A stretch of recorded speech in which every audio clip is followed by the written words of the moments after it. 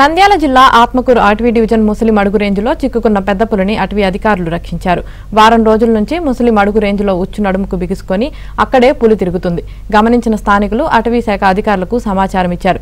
Drone కెమెరాలతో పులిని గుర్తించిన అధికారులు దానికి మత్తుమందు ఇచ్చి బోన్లో బంధించారు. అనంతరం వైద్య పర్యవేక్షణకు బైర్లూటికి తరలించారు. పులి వయసు 3 సంవత్సరాలు ఉంటుందని, ప్రస్తుతం దాని ఆరోగ్యం నిలకడగానే ఉందని అధికారులు తెలిపారు.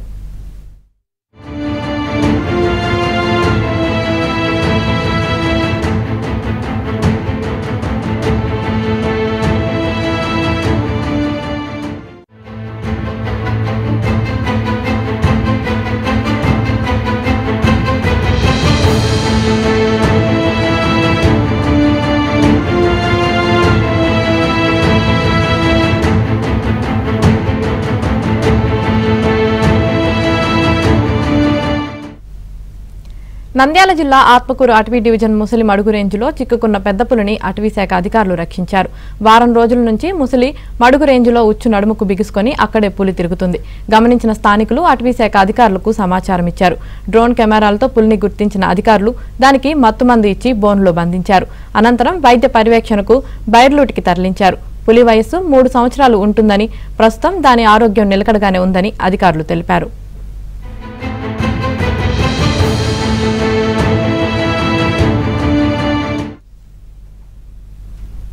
ఇదే విషయానికి సంబంధించి మరింత సమాచారం మా ప్రతినిధి సుంకన్న అందిస్తారు. సుంకన్న, యామిని ముసలమడుగు పీఠ పరిధిలో వేటగాళ్లు వేసిన ఉచ్చుకు పెద్ద పులి చిక్కుకుంది. అయితే పెద్ద పులి ఆ ఉచ్చును కూడా తెంచుకొని అటవీ సమీప ప్రాంతాల్లో తిరుగుతుండగా స్థానికులు గమనించి అటవీ శాఖ సిబ్బంది కూడా సమాచారం ఇచ్చారు. అటవీ శాఖ సిబ్బంది అప్రమత్తమై ఈ ట్రాప్ కెమెరాల్లో కూడా పులి జాడలను కనుగొనేటువంటి ప్రయత్నం చేశారు. ఈ ట్రాప్ కెమెరాలో చూసిన తర్వాత ఈ సిబ్బంది కూడా వాటిని ఫోటోలను అటవీ శాఖ అధికారులకు చేరవేశారు. వాళ్ళు కూడా వెంటనే అప్రమత్తమై పులి కోసం ఆ నల్లమల ఫారెస్ట్ అంతా కూడా గాలింపు చర్యలు చేపట్టినప్పటికీ ఆచూకీ కనబడలేదు.